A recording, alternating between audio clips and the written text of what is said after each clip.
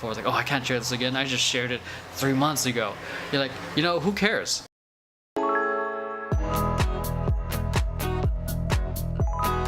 So if you want to avoid being redundant and seeming like you've only been filming and doing photo shoots in the same place with the same photographer, you know, do this for like, you know, 5, 10, 20 sessions, film for 2-3 hours, okay? And you do this like once a quarter, and then run it through this process. You'll have an insane amount of content, an unlimited amount of content forever.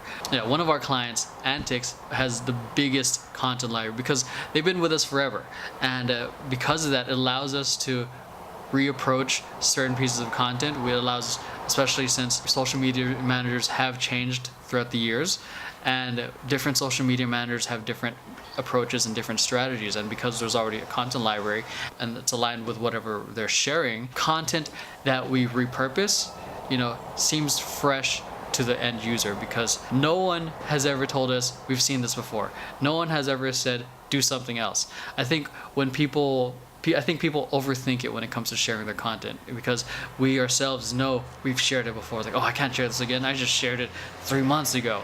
You're like, you know, who cares? You know, once you get to that point of like, you don't care what other people think, but this image that you shared 3 months ago resonates with you today, why not share it and share your truth and share your message? What holds people back is being overly concerned about the opinions of others. If your message is still coming, you know, from the soul, coming from your truth, and hitting, you know, and resonating with the people you're sharing it with, which most of the time it will, then I don't see why you shouldn't share a piece of content again. I mean, people came up with Throwback Thursday, Way Back Wednesday, Flashback Friday for a reason. I mean, you can literally schedule 1 to 2 pieces of content every single day and then add your new stuff on top of what's already scheduled. I mean, some people might not want to do this because they want to be intentional with their aesthetic or intentional with what they're sharing. Cool. You want to maximize your time and still be intentional with the content you produce.